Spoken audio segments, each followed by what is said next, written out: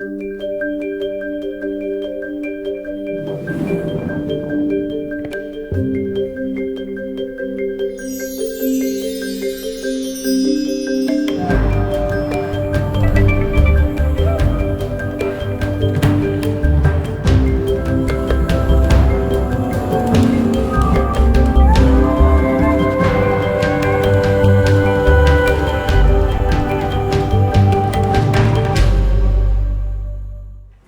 name is Nancy Mazels, and I'm the director of the Molecular Medicine program at the University of Washington Medical School. And this is a program that tries to bring elements of medicine and medical training into the graduate education. And we're very lucky to be funded by HHMI, so we have some money to bring wonderful lectures from the University of Washington to the public audience here in Seattle and to the audience at home. And this program is supported not only by HHMI, but by all the basic science departments at the University of Washington Medical School and also by the Department of Medicine, and we're grateful to all of them. So tonight, it's my pleasure to introduce to you Paul Yeager, who just told me he's been at the University of Washington for 20 years. Before coming here, he was, as you'll detect when he starts to speak, originally raised in the East Coast. He was an undergraduate at Princeton, a graduate student in physical chemistry at the University of Oregon, and then, something you might not have immediately guessed, he was in the Navy for 7 years. And now he's here. He's currently in the Department of Bioengineering and some other engineering departments. And he's also acting chair of bioengineering. And I first heard Paul talk about 5 years ago about these diagnostic techniques, and I thought they were just amazing, and I wanted to tell everybody about them, so now we have the chance. Thank you.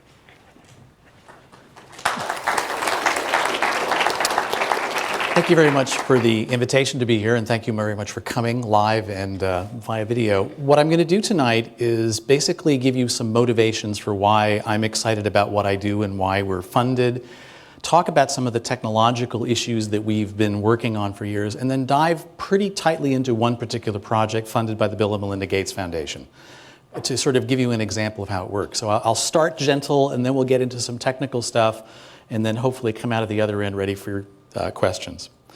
So the first motivational issue really is about diagnostic technologies. And the 20th century really was a time of incredible development of diagnostic technologies.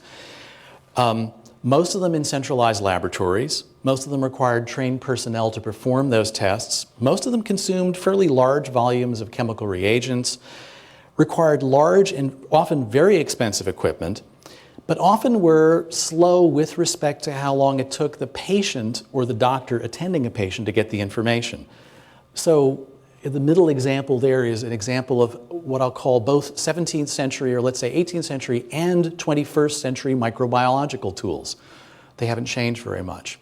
Engineers have gotten really good at developing things like that thing in the lower right-hand corner, MRI systems, magnetic resonance imaging, CT scanners, fabulous, really good technology designed for working in those centralized environments. If it's you, and you have to use this technology, generally you've got to get to that place on top, that medical center, and you've got to go there. If you're a working person, that's disruptive. If you're old and infirm, it can be a very difficult task to actually physically get to that spot. And if you're unfortunate enough to try to do it around 5 p.m. in Seattle, you've got traffic in the way, and you better hope there's a helicopter getting you there. And if you're involved in outpatient clinical research or clinical trials, these technologies are only good if your patients are tethered to the central hospital, but not so much use if you're an outpatient. So yes, the 20th century was great. The question is, what about the 21st century? And the models, I would say, are largely the things you see on the left-hand side, things that were developed in the very tail end of the 20th century, point-of-care diagnostic things, ranging from very simple ones, like the middle one, which might be a pregnancy test kit, to the upper one, an iStat device, which does multiple chemical panels, and the one on the bottom, which is a blood glucose meter.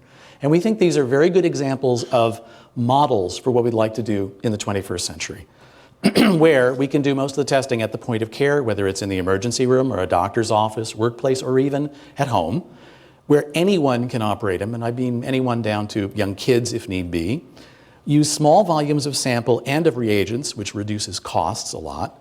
We want disposables in general for a wide range of reasons because it's easier to make them ready And you don't have to worry about cleaning them between uses, which is a big deal.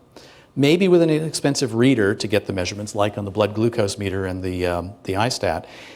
Sample results about 10 minutes. Why 10 minutes? I like 10 minutes because that's about how long I get to spend with my primary care physician. And the idea is that instead of it being, well, let's do some tests and come back in a week, you actually meet the person, you say, it hurts here, and the answer is, let's figure out what's going on. And by the time you're ready to leave the doctor's office, you're ready for the next step. That's one of the motivations. Rapid data connectivity is something we're very interested in. Today, our cell phones connect us everywhere, so we really want to think about using that advantage that we now have to move the data around wherever it needs to go.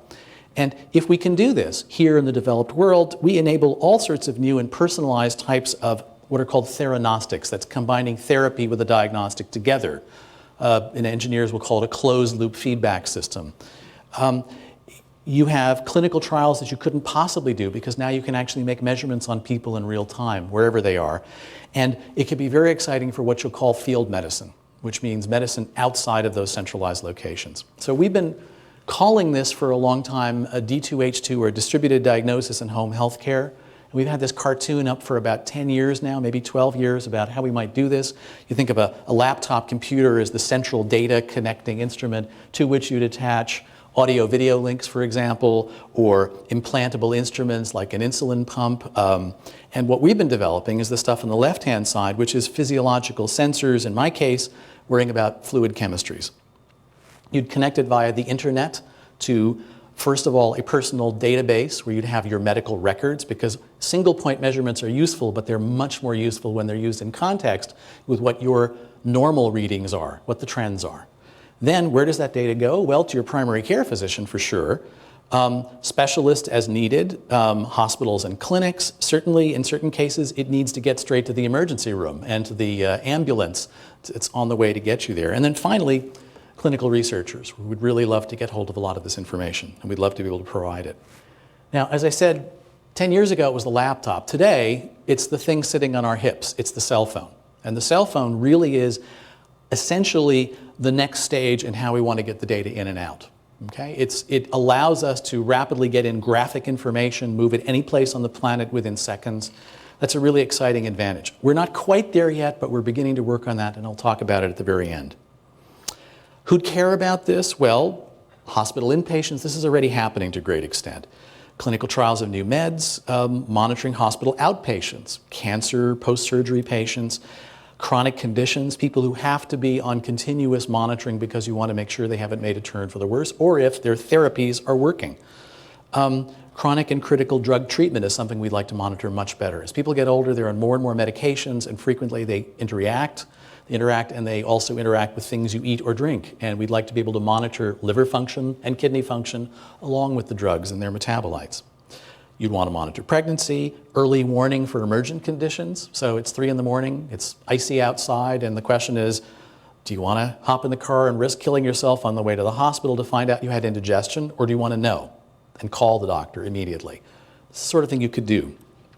And finally, one area that we're spending a lot of time on and we'll talk about today is anticipating, preventing, and managing outbreaks of infectious disease. And epidemiology is one aspect of it, but if you're the doctor, it's this. And certainly there are conditions, some of which are occurring right now as we speak in parts of Asia, where there are a lot of people all of a sudden without a lot of infrastructure. And those are the places where you get rapid outbreaks of infectious disease. And to manage those, you need to know what it is and where it is and figure out ways to treat it as fast as possible. So what have we been doing? Well, for about the last 15 years, we've been tinkering with something we call now microfluidics. And we got started fairly early in it. So what is microfluidics? Well, it's a set of plumbing that has a pipe where the diameter is less than a millimeter. So it's 900 microns, that's microfluidics. If it gets smaller than a micron, you call it nanofluidics. So we're in that sort of less than a millimeter, more than a micron size range. It has a lot of really nice features. It comes from the silicon microfabrication industry. The first people to worry about this were people who made computer chips, and they made circuits for liquids instead of electrons. And it's a really good way to go. We don't tend to use silicon that much anymore, but it's how we got started. It's compatible with small sample volumes. You can automate very complex procedures. You can pack a lot of tests into a very small space because you can make very small bits of fluid chemistry. You can integrate all sorts of things beyond just making a measurement. You can move pumps, you can move the fluids, you can integrate detection and processing. In theory, there's a little waste because we're working with a little bit of fluid to begin with. Also, not terribly many reagents. In theory, you get much better reproducibility of function than you and I sitting at a table with a bunch of pipetters, because you can control fluid transfer errors, you can control just operator errors in lab tech performance. It doesn't matter if it's a lab tech or you or me. It's tough to do things reproducibly day in, day out, and particularly in environments that aren't perfectly controlled. You can mass fabricate a lot of these things, and you'd say, well, that's great. That gives you the potential for low cost. Obviously, if you mass fabricated something out of platinum and gold, it would be not so cheap. So you have to also think about the materials you're going to use and the fabrication methods to keep the costs low. We've been doing microfluidics now since about '93, and what we've learned is a lot of things that chemical engineers knew a long time ago, which is how fluids move at what are called low Reynolds numbers. Low Reynolds numbers means fluids run side by side and they don't have turbulent mixing, so you put in blue stuff on the right side and yellow stuff over here, and you get blue stuff here and yellow stuff and a little bit of diffusional mixing in the middle, which we can control and study precisely. We can make computer models of these behaviors, which you're seeing here, which are mathematically rigorous, which allow us to design these things. So we spend a lot of time with my engineering-oriented students to learn how to predict the behavior of these systems. And we've done a lot of exciting things with that. What we've done over the last 15 years, partially in our lab and partially with a company that we started up now called Micronics. Micronics is over in Redmond, and they focus primarily on fluidic applications. And I should say I have stock options in them, so I'm doing my requisite duty to let you know that there is a potential conflict of interest, but I'm not going to focus too much on those. We've done a lot of things. We developed early on, even before Micronics, something we called an H filter, which was a device for essentially extracting small molecules from complicated mixtures without actually having a physical filter, which means it never clogged. So you could run two fluids side by side, and because of these particular conditions, you can put the pink stuff in on the top and the white stuff on the bottom and still get pink stuff out of the top and the white stuff out of the bottom, except for things that crossed the lines because of molecular processes like diffusion. And we turned that eventually into a sensor technology based on the same instrument, where this is a pH meter, but we've also used the same technology for making very rapid immunoassays. Immunoassays for small molecules that are complete in about 15 seconds, which is a lot faster than the conventional immunoassays you'll do in the lab. And this was very exciting and opened up, frankly, a whole range of types of applications where being small was actually a good thing. Not just because you use less stuff, but you could have access to processes that were unique to being small.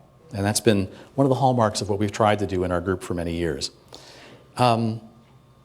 We've also, with the Micronics people, developed fabrication techniques which let us go very rapidly into stacking up things. And there are students here today who did some demonstrations or did some examples of this themselves, where you can make arbitrarily complicated fluid or circuits cut out with a laser cutter and then stack them up and build up arbitrarily complicated circuits.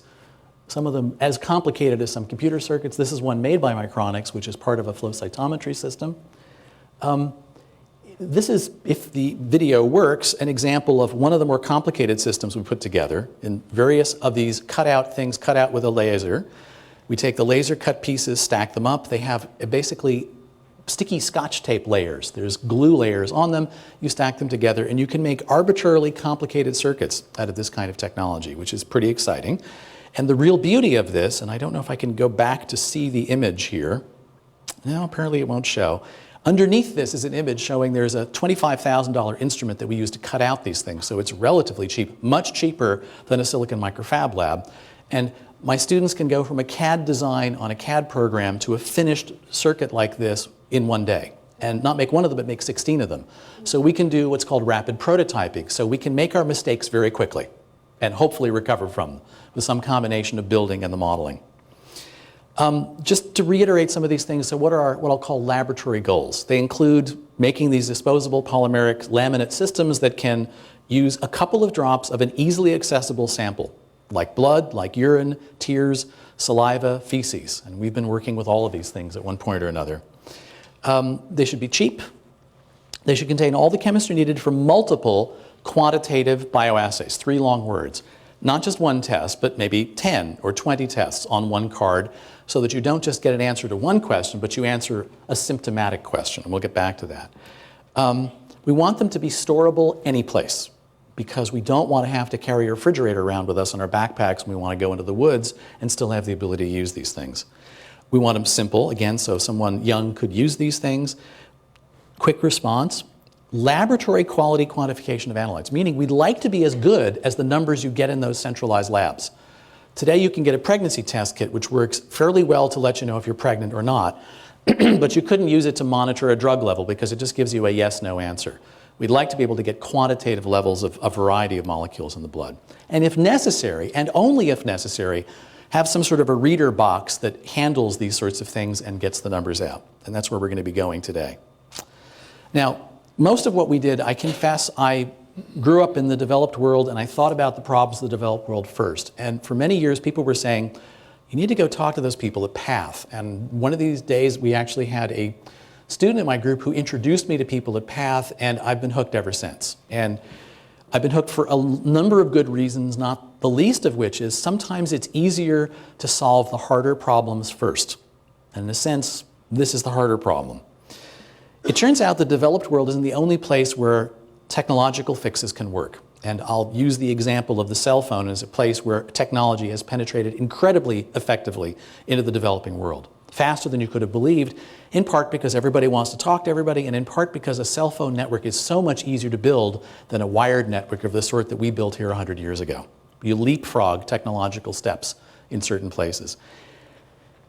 Problems of health in the developing world can rapidly become everybody's problems. So it's not like we can say, well, that's their problem, we don't need to worry about it. We don't need to think about malaria. Well, if you've got troops who are operating in a place where there's malaria, guess what? They're going to come home with malaria and get it while they're there.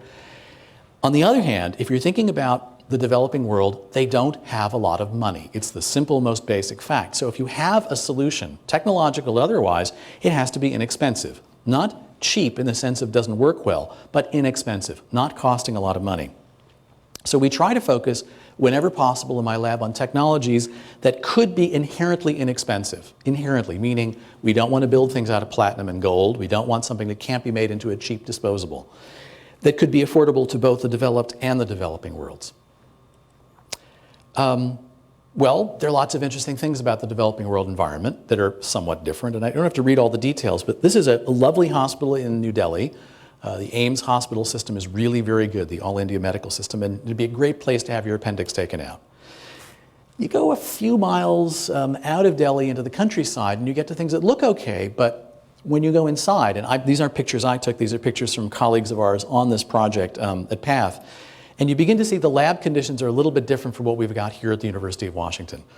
You know, cleanliness may be as good as it can get, but there are limits, and things are old and they're run down, and they don't have a lot of equipment. This place is lucky enough to have electrical power, and if you look carefully on the floor, you'll actually see a battery carrier. So they actually have batteries which they convert to AC current with an inverter for the many, many times during the day when there is no electrical power. And that's a very common situation, even in urban centers in the developing world where they ration power. Yes, they've got a microscope and a centrifuge, but not much else, okay? And not much money to buy anything else, and it's very difficult to bring in supplies. And if you want to get supplies, how do they get there? And this is a very good example of an Indian laboratory supply courier service. These things are transported in boxes. It may be 40 degrees C in the summertime outside. That's in the hundreds. It's extremely hot. So you cannot necessarily rely on things staying cold to get there. The sort of things we tend to expect in laboratory supplies really don't apply in a lot of these places. So you really have to think about how you're going to handle getting things to a location if you're going to use disposables. So the technical issues are not all technologies are appropriate for the developing world, at least not the ones that exist now. There are a lot of diseases that are very, very common in the developing world that don't exist in the developed world at all. We wiped out malaria in the US a while ago, and I thought we had gotten rid of dengue, except apparently it's coming north through Texas. I hear Texas is beginning to get dengue again. That's not a disease you want to get. And a lot of things are coming in through the borders and will continue to come in through the borders, whether brought back by natives or people coming across the borders illegal. There's going to be a lot of interesting diseases, particularly as we have climate change on top of everything else. The infrastructure in the developing world for technical things is generally not very good. You often don't have highly trained people, whether they're nurses or diagnosticians. Power is flaky, and supply chain can be very hard to work with, and commercial available reagents are sometimes not reliable anywhere. There are lots of non-technical issues, and I must say that I've gotten an enormous education in the last 3.5, 4 years about the non-technical issues that are involved in this. One is very simply poverty. When you don't have money, you can't buy a lot of stuff. You can't simply go to the store and buy the same things you and I could pick up in the drugstore. You're often reliant on philanthropy and foreign aid. The burden of disease can be extremely high in many areas. I mean, I was in a camp which is known as a township in South Africa where the HIV rate was 29%, and that was considered to be low for some of the townships in South Africa. So essentially almost everybody's down with HIV and TB and several other diseases on top of that. That's an altogether different system for circumstance than what you have here, where most of us who are walking around are relatively healthy. It's just a different scale of dealing with disease when you're in a situation like that. Often you can't get production facilities to make things in the developing world. You may be dealing with an unstable or corrupt political infrastructure, which makes it very difficult to do business. And in certain cases, you have regulatory and intellectual property issues that are severe. And finally, you can have civil wars in countries which make it impossible to do anything, and everybody has to pull out. We'll talk about that in a minute. So today, we're doing 3 diagnostics projects in my lab. The first is supported by NIAID, that's Allergies and Infectious Disease, part of NIH. And this is with PATH as primary. And Micronics is a subsidiary, we're a subsidiary as well. It's a system that uses polymerase chain reaction, that's a nucleic acid amplification system, for detecting pathogens that cause diarrhea. Diarrhea kills a lot of people in the world. And it turns out even today, if you go into the hospital with diarrhea from what actually was an E. coli 017 outbreak, they'll still run a culture, and it'll be 2.5 days before they know for sure that's what's causing it. At which point you're either walking out of the hospital or you're very severely sick or dead. And it's too late to do anything about it in many cases. So we're working on a project to try to use PCR to get rapid, immediate diagnostics for people within half an hour that says this is what's causing it, here's what the treatment should or should not be. We're also working on a project funded by another branch of NIH called NIDCR for using saliva as a sample for monitoring small molecule drugs. And that uses an immunoassay, which technique we'll talk about a bit more. And then finally, we have this project funded by the Bill and Melinda Gates Foundation, which I'll talk about for the rest of our hour, that focuses on point-of-care diagnostics, that uses both PCR and immunoassays combined in a single system, which we'll talk about. So this has a cute name, and the cute name came from a guy at PATH who we asked for a set of names, and we decided this was it as our best name. The capital D lowercase x is used by people in the medical world to describe diagnostics, just like RX is therapeutics. On the other hand, we were funded by the Bill and Melinda Gates Foundation, and they sell a product known as the Xbox. So we thought the concept of, you heard that I was from the East Coast. Well, I'm actually from New York, and if I was a New Yorker and I wanted to go down and buy an Xbox for my kid, I say, which shelf is the Xbox on? So we like the idea of the Xbox. We call it this. It is, I should point out, a title that we're using for the internal project, and we use this name a lot. We suspect that when it becomes a clinical product, which we hope to occur within 2 years, it probably won't have that name because of the overlap of the name with the Xbox, and that's a whole other interesting lecture. It came out of a program called the Grand Challenges in Global Health, funded by the Gates Foundation. This was an attempt to identify the 14 most serious technological problems that could, or I should say problems that could be overcome by technological fixes. And some of them are related to vaccines, some of them are about nutrients in food, and there were a couple on diagnosis. And we've got 2 grants here. One of them is actually going to Chris Murray at his center at the University of Washington. And one of the other 2 ones in diagnostics is ours, which is this a system for rapid diagnosis of diseases for use in the developing world. And that's what I'm going to talk about for the rest of the time here. First point is, I'm the principal investigator. That doesn't mean I do all the work at all. It means I sort of herd cats mostly, and our cats include several types of organizations, 2 companies, 1 nonprofit, and 2 university faculty members. I'm running a bunch of the immunoassay development. Pat Staten in our department is working on biomolecular systems development. Nanogen is working on nucleic acid assay development, the branch of Nanogen that's up in Bothell. Micronics, the company that we had a hand in starting up, is actually integrating systems and is working with a subsidiary called Invitech in Australia on the instrument design and build of the whole system itself. And PATH is organizing assay validation, meaning finding us the right assays to work on in the first place, UNA, which we'll describe in a minute, and then systems testing.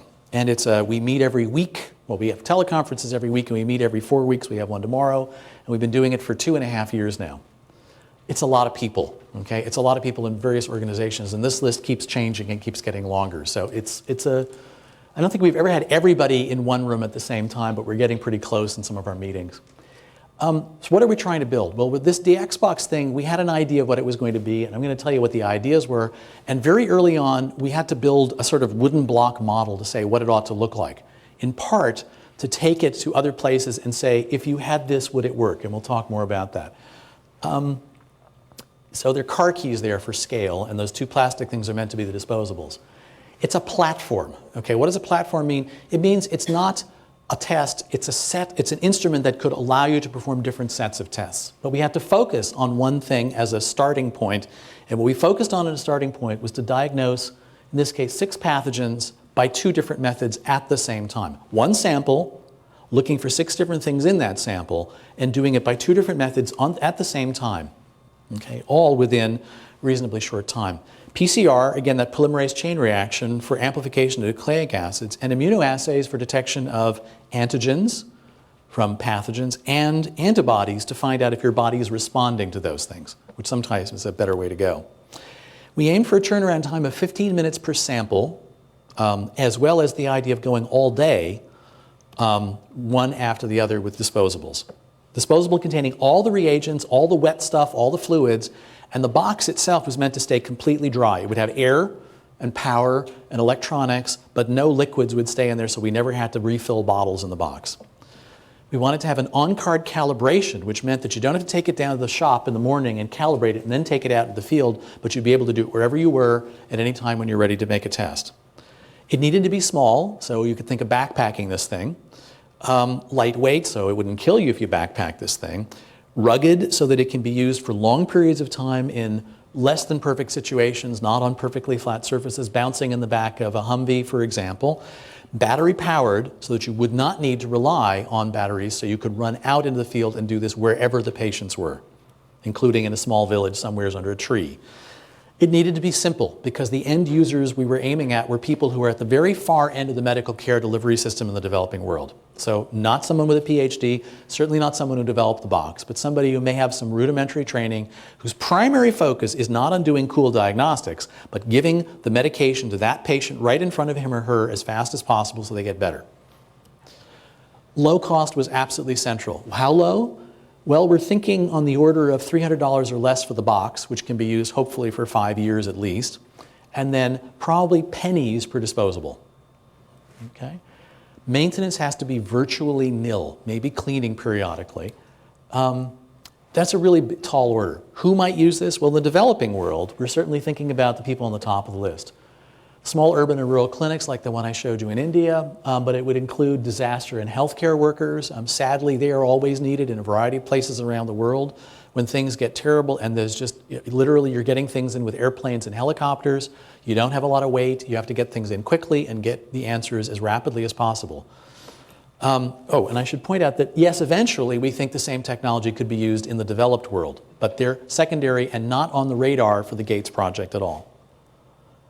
What are our first targets? Well, we worked with PATH to figure out what we would think would be a good panel. And the panel was meant to say, let's take a symptom. A symptom is a rapid onset high fever. And in the developing world, it was explained to us by the PATH people that these 6 different causes of fever could be indistinguishable at an early stage of the disease. So we went after the sources for dengue fever, measles, influenza, malaria, typhoid, and rickettsia. All things that are found in the developing world, although not necessarily all in the same place at the same time. But many of them are found, as it turns out, simultaneously. What's interesting about this set is it includes 3 RNA viruses. So in that case, you're probably going to look for the RNA if you're looking at nucleic acids. You really got no choice. You've got, and I don't want to call it a eukaryotic. malaria is an interesting beast. It has one slightly complicated phase, but basically it's a single-celled protist, and then 2 bacteria. So we had the choice of going DNA or RNA for the bottom 3, but we decided to go with RNA in general with all of them for the RNA detection or the nucleic acid detection. And we're also, in the case of malaria, looking at Plasmodium falciparum, the most dangerous form of these, where we have 2 antigens we're looking for, one which is specific to Plasmodium falciparum and one that's pan-Plasmodium. In all the rest of the cases, we're looking at IgM. So we're looking at serology assays to see how things are working. The challenge was to do this in a couple of drops of blood. And it turns out we've learned a lot in the past couple of years. Some of the things that probably merited a dope slap or 2 to the head, like it's really, really hard and maybe impossible to do influenza with a blood sample, no matter how big it is. It's an interesting problem. The only cases that we know of where it's going to be easy to do that, unfortunately, is bird flu. And that's a very, very rare case. So it's not one we're going to be doing with blood. But why would you want to do both nucleic acid and antigens? Well, this is not our data. This is from a study done in Sweden of Swedish travelers returning from a place with high fevers where they thought there was a pretty good chance they had dengue fever. And it turns out what they were comparing was, and if you can see this up here, there's the PCR response, which is looking for nucleic acid. This is basically viremia, the presence of virus in the blood.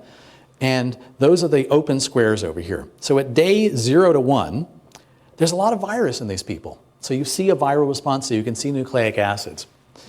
On the other hand, by greater than 5 days out, there's no longer any virus present in blood. Your body has cleared it. You're still sick as a dog, and you want to know what it was caused it, but you're not going to find any more virus in the bloodstream. On the other hand, if you were looking at serology and looking at IgM, initially on day 0 to 1, there's none. Your body hasn't responded yet. But over those 5 days, your body builds up an initial immune response using IgM. So at the 5-day point, you can easily detect dengue with the immunoassay, but not with the nucleic acid test. So by combining the 2, you can cover those first 5 days of the rapid onset fever and know that you have a positive hit for the particular agent that's causing it by combining these 2. Now, this isn't true for all agents and all diseases, but it's a template for how we want to operate, and whenever possible, combine an appropriate immunoassay with an appropriate nucleic acid assay test. For some diseases, one is much better than the other, and you wouldn't use both. But we're starting out with 6 and 6 in parallel on the same card. When would you use it? Well, at a variety of stages. It turns out, obviously, at the very earliest stages, an infection, and when you begin to get nucleic acid detectability, it'd be great. As soon as you can start treatment, the better. And of course, in certain cases, we're going to use this not to cause treatment, but prevent treatment. If someone comes in a malaria indigenous area or endemic area when you have a lot of malaria, and everybody assumes you have malaria. Well, it turns out if you don't have malaria and you give somebody antimalarials, you're not helping the person. You're actually hurting them in a lot of ways. So often simply ruling out a treatable infection is the best way to go. We're not going to initially look at Igg titers. They're very helpful for some things, but they basically say you had this disease a while ago. It's really good for epidemiology. There may be other versions where that's going to be the primary use, but we're not looking at that initially, but it could be done later.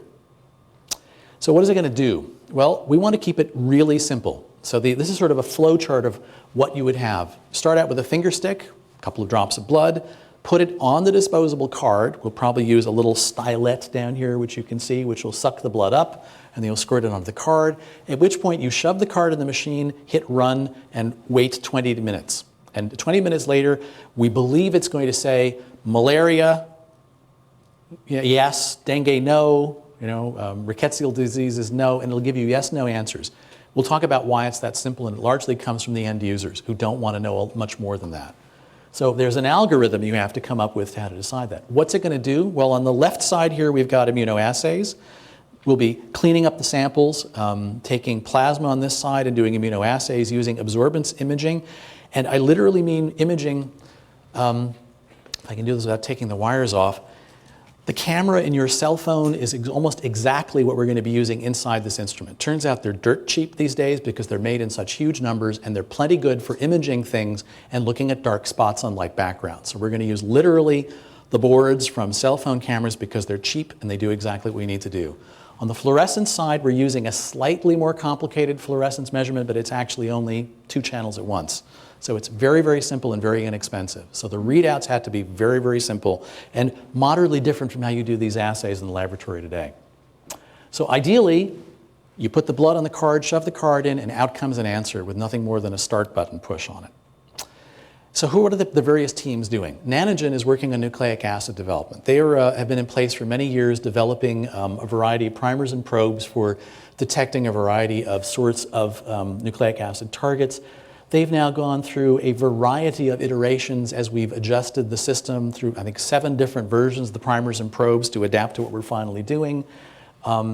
And using a variety of in-house components and capabilities they've got here. This is a fairly old chart, but it gives you a hint of where we were in the fall in terms of biplexing the assays. For those of you who know what this means, every one of the assays has to be confirmed, so if it's a negative, we know it's really a negative. So what we're doing is we're looking for a housekeeping gene in blood in every single one of 6 separate channels, so that you know that they actually functioned mechanically, that blood went from the finger stick all the way to the end of the line. So if it's negative, it means there really is no nucleic acid in that person's blood sample. If it's positive, you expect to see a signal and you'll see the internal control as well.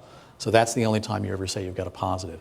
And it turns out, what you want to do is get these things as sensitive as possible. And it turns out to biplex an assay, you have to adjust concentrations and the exact primer and probe sequences. And they were able to get these things down to single copy sensitivity in vitro using a conventional system.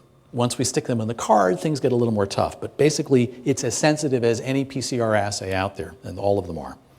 Pat Staten's lab is actually working on sophisticated new molecules that will enable us to do things we can't do today. He's designing polymer protein hybrid molecules that allow us to do very interesting types of target capture, to pull out low concentration samples. We might eventually be able to do influenza in blood using some of Pat's technology. Passivating the surfaces, which means making sure proteins don't stick. And finally, working on dry reagent storage. That turns out to be the way to allow those things to tolerate sitting in the 40 degrees centigrade for a year. And that's really our criterion. If we can't have it storable at 40 degrees C for a year, it's not ready to go out to the market. So we're pushing that very hard. PATH is doing a lot of things, as I said. And one of the most interesting of these things, in many ways, is what we call UNA, or User Needs Assessment. This is effectively a marketing study. When the Gates Foundation funded us, they didn't just say, go do some research and come back in 5 years. They said, and you're going to tell us how this product is going to end up actually on the market in the developing world at a cost that's accessible to the people at the bottom of the food chain. That was a pretty major accomplishment. And the first thing we had to say was, well, what do they want from us? What is it that they will actually buy, or that the countries will buy and distribute for us if we can make this technology work? So they actually did user needs assessment studies in 3 places. India, completed in 2006, Brazil in 2007, and the Kenya study actually, it says pending, it actually just came in 3 days ago. We finally finished it. You might guess why it took a longer time than expected to work in Kenya.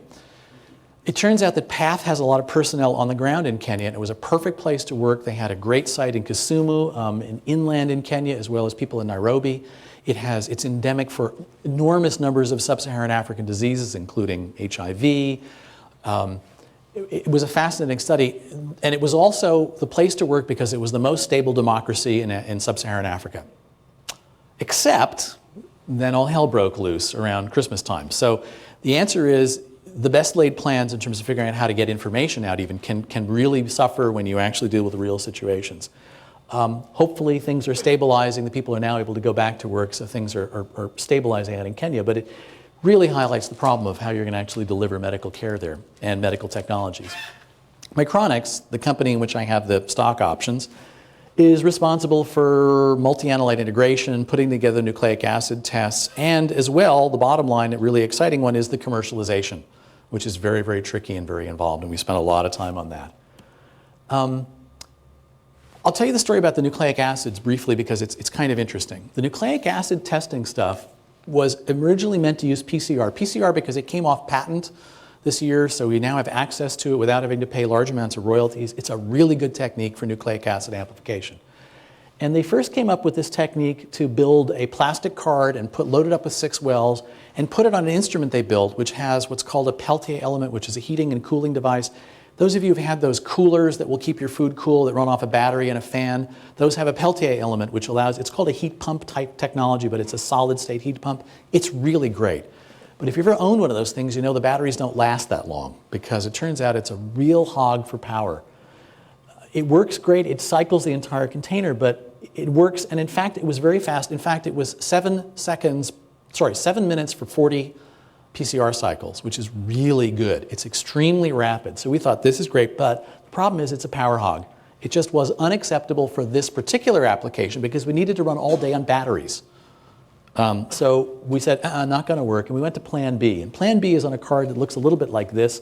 The part on the bottom is actually the nucleic acid isolation and separation stuff. The top part is a series of wells that are held at different temperatures, and then using pneumatics, we're shuffling things back and forth between various holes, and I'll show you what we're doing. Now we're moving the sample through different containers that are held at fixed temperatures above ambient. It turns out the beautiful thing is PCR runs at temperatures above room temperature. And if you're at 40 degrees C, fortunately all those temperatures are above 40. So you can work with this on a really hot day in sub-Saharan Africa. And you don't need to cool, at least don't have to cool actively. So that was the beauty of the system. So we said, let's run things up to these temperatures and move the liquids instead of heating and cooling and heating and cooling. That saves an enormous amount of power, as it turns out, because moving the liquids takes very, very little power. It's about the most efficient way to do this. And let me show you roughly how we do this. So the idea is now there are 4 basically copper blocks in this thing. When you wake it up in the morning, they're at room temperature, whatever that is. In fact, there'll be 6 of these little lines in parallel. I'll just show you one line. So you insert your card's at room temperature, whatever that is. And the next thing you're going to do is you're going to warm these things up to the following temperatures. Okay? So you'll use a lot of power to warm up those things the first time you use the instrument. But then you can simmer at that temperature, and ideally you have to put in virtually no power at all to keep them at those temperatures as long as they're well insulated. So then you insert the sample, you run your reverse transcriptase, and it turns out you can do it all at 55C. Our target is 2.5 minutes. We've achieved that off card. We think it's about 5 minutes on card. We're trying to shoot for 2.5 total for the reverse transcriptase part. That's the part that converts the RNA into cDNA. Then we basically deactivate the enzymes at 95, and basically we start shuttling back and forth between 56 and 95, back and forth. So it's a 2-temperature PCR, works fine. Works great. Run it through about 40 cycles. Fast amplification's complete. I'm going backwards, excuse me. That would confuse anyone. And after you finish those cyclings, target is about 7 minutes. Right now we're at about 15. We're still adjusting the parameters, trying to get it down that far. Finally, you move it off to the 55-degree block, and you detect the 2 wavelengths for each one of these channels, and then you ramp that one up to 95C. So that one goes up. And what you're doing is you're melting the DNA and looking at the change in fluorescence. So you're doing a 2-point measurement instead of a real-time PCR, and there are a number of reasons we're not doing that. It turns out it works really accurately and very effectively. And those numbers you saw for detection were actually done with the 2-point detection earlier from Nanogen. So it works off-card really well. We're in the final stages of adapting it on-card right now. These are just examples of the temperatures that you measure in those 2 sections as you're shuttling back and forth between the high temperature and the low temperature PCR. It shifts the temperature a little bit because the liquid has thermal mass. As you move it, it's calculable and measurable, and we're working on that. And it's a really good engineering problem to optimize it. This was at an early stage when we were just demonstrating 10,000 copies on card. These are gel strings. This particular amplicon over here is in fact, this is one from PFHRP2. Here it is over here. This is the off-card control. It's not quite as bright as the off-card control, but it worked. We since got down to less than 1,000 copies. We're on our way down to 100 copies, and we think that's probably what our limit's going to be on the card. Immunoassays. So the nucleic acid assay part is one part of the card. The other side of the card is the immunoassays, where we're looking at antigens and antibodies. And this is the last part of the talk. We're actually doing it 2 different ways. Micronics got started on one way, which was something they had done in-house, which I won't talk about much, but basically they're looking at dots of color on a flat piece of mylar, where they've printed down capture molecules, and we're, in both cases, using a particular type of technology using something called tetramethylbenzidine, which turns dark blue in a chemical reaction. It's a really nice marker. We're doing the same thing, and I'm going to talk about our part of it more because, well, I know much more about the details of what I'm doing than the details of what they're doing at Micronics. And this basically allows us to get blue spots on a porous membrane. It's a nitrocellulose membrane. Those of you, probably many of you are familiar with that. This has about the part on the left has a 250 times larger surface area, so inherently it's more sensitive. Okay. We started out using essentially a 96 well plate format with a vacuum manifold and sucking things through a membrane, and we get blue dots that correspond to the amount of stuff on there. We've since gone to smaller membranes that are about the size of a business card, and as you'll see, we've gone to much smaller ones as well. Basically, we go through a relatively straightforward procedure like this, and we call this the flow-through membrane assay. This membrane is porous. It's got cavities through it that are basically, I think, 0.22 micron holes. What we're going to do is stack up a set of molecules, and I'm going to show you the stack that we use for the antigen detection. It's similar for the serology, but not exactly identical. So the first thing we do is we add a capture molecule, in this case an antibody, and stick it onto the membrane. We then block the rest of the places in the membrane, and we dry it out, and we store it. And we've shown that we can store these things at 40 degrees C for a long time. That's not new. That's how the lateral flow immunoassays work. So we borrowed technology there. You add your sample, and the sample ought to have the antigen, the thing you're trying to capture, and it will get stuck. And if you've got more of it in the sample, more of it will be stuck. If you've got less, you can get down to 0. You rinse, then you add a labeled secondary antibody, which either has gold label, AU is gold, or horseradish peroxidase, or HRP, which is an enzyme. If you're going to label the gold one, you rinse and you're done and you have a red spot. If you've used the horseradish peroxidase, then you add what's called a chromogenic substrate, something that changes color. And in that case, it reacts with the horseradish peroxidase, creating a blue color, which then precipitates and gets stuck on the membrane. So you end up with a blue spot on the membrane where you had capture. And then ideally, it's in some sense proportional to the amount of antigen that was in there. Why do we do this? Well, conventional immunoassays done in 96 well plates can take a couple of hours. Sometimes they're relatively slow. They're pretty sensitive, they're pretty good, but they're slow. And we're basically pushing for speed here as much as possible. So the membranes actually allow us to do speed and allow us to get things done substantially faster with little dots on paper and often in very small spaces. This is the intermediate size that we've been working on, and this is a movie. At this point, Paolo Spicciata-Mihalic, my grad student, will bring a pipette up and we'll add the TMB solution, and you can see the blue spots show up immediately within basically a second, and we're sucking the fluid through the membrane at a slow rate, and while it's being sucked through, you're getting more and more reaction. The spots are getting darker and darker blue. So this is basically done with a cheap webcam. It works really well. You don't need really sophisticated optics to see the spots, or even for that matter to compare the darkness of the spots. And this total assay time, aim, is less than 10 minutes, and that's easily achievable. We're actually doing it 2 ways just to make life complicated. This is the gold version with gold particles that are dark red. This is a very simple assay, but not as sensitive. With the TMB assay I just showed you, it's a little more complicated. At first, we were actually very afraid we weren't going to be able to do it, and we discovered a really, I think, 1950s paper that figured out how to store horseradish peroxidase indefinitely, and we're really delighted. So we're actually thinking we can work easily with the horseradish peroxidase enzyme, which gives us the dark blue spots you see in the upper left.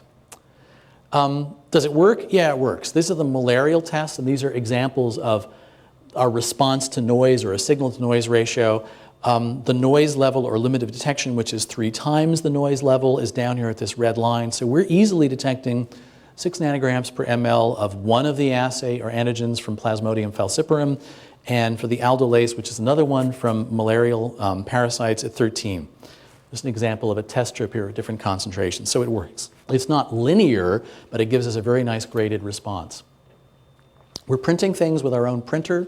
Basically, we've got an inkjet printer kind of like the one you have at home, but much more manually controlled than the one that prints out your research papers. We have a lot of sort of custom building. We've done it, but fundamentally, the idea is to use cheap inkjet printing as a way to print out a membrane with all of the reagents. And all we have to do is change inks, which means change reagents, and we can change the different types of tests on the card. That's the goal. These are just examples of some of the patterns we can do. The droplets we're working with are kind of small. It's kind of fun to be able to manipulate 15 picoliter droplets. This is an example of sort of what happens when you vary the number of droplets on the surface and how dark the get. Obviously, it isn't linear with the number of reagents, but it gives us a very nice graded range, and they can be very, very small. It works both for the same assay, in this case, one done with the gold reagents, one done with the TMB on the same card at the same time. So we can multiplex not only different reagents in different places, different capture molecules, but even different ways of actually doing the measurement at the same time. We're also worried about dry reagents. We're actually stealing from, again, lateral flow immunoassay technology by putting reagents on basically fibrous pads and dropping them on there. These are the gold labeled secondary antibodies. And if you rinse them out, you can rinse out basically all of that stuff within a couple of seconds. So then have a bolus of your secondary reagents going downstream, which we'll show you in a second. And these can be dry stored, and they seem to store extremely well at long periods of time with appropriate amounts of sugar in them. We've been designing cards at a sort of furious pace in the last 6 months. This is one of the earlier ones from about 4 or 5 months ago now. This includes one of these pads for the secondary antibody. This is a gold labeled one, which we'll see in a minute.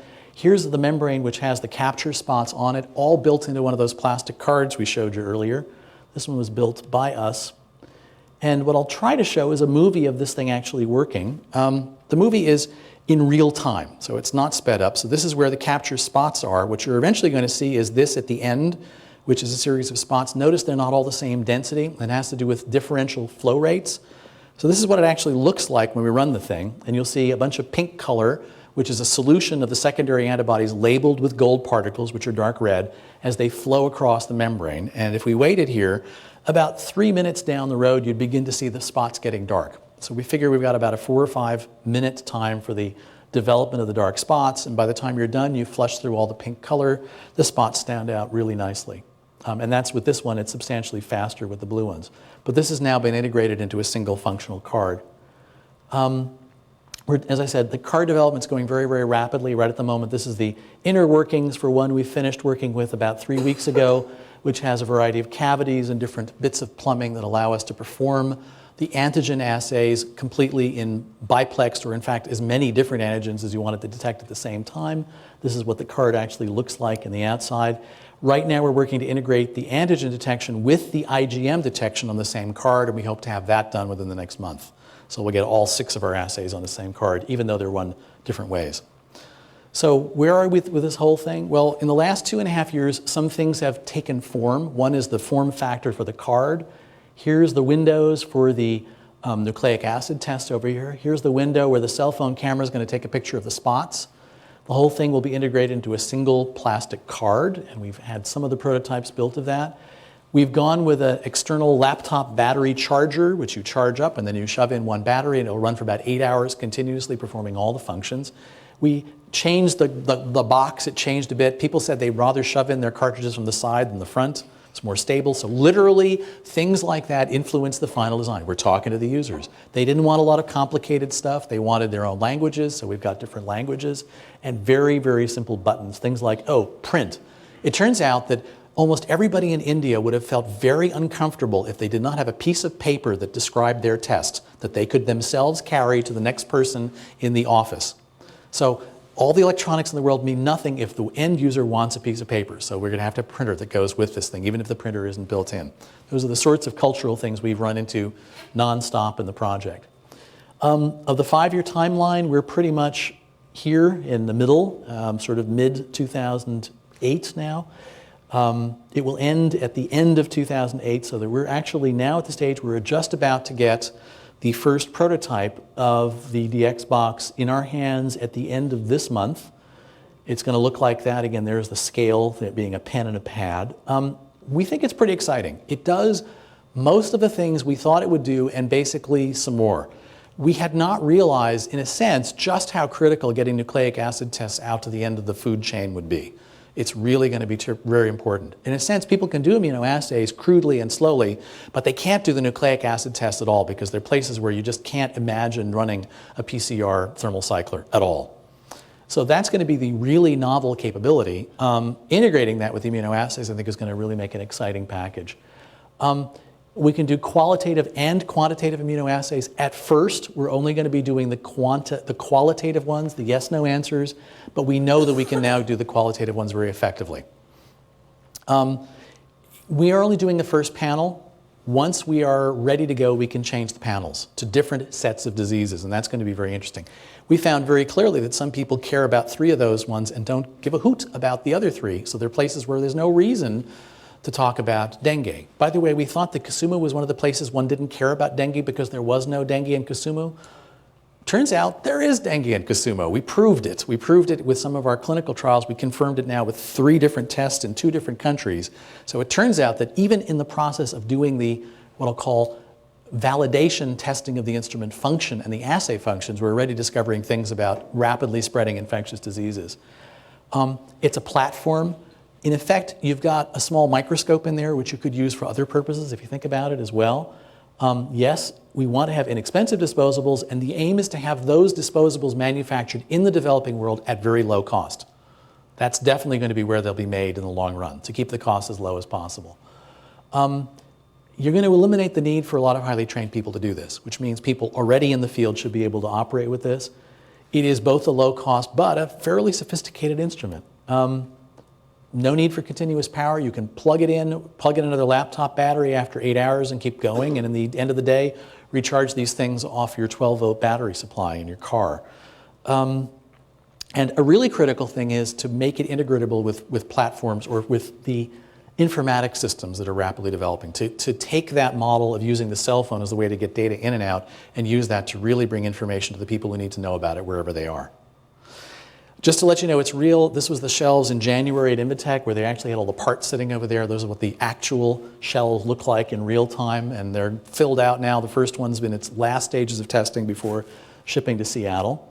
I want to thank people in my group who are doing a lot of things. Some of these are on this project, some of them aren't. And certainly I want to thank many, many funding sources who helped us develop this microfluidic stuff going back 15 years and bring it to the point where we think we now are just ready to begin to take this thing out and really help some people with it. Thanks very much.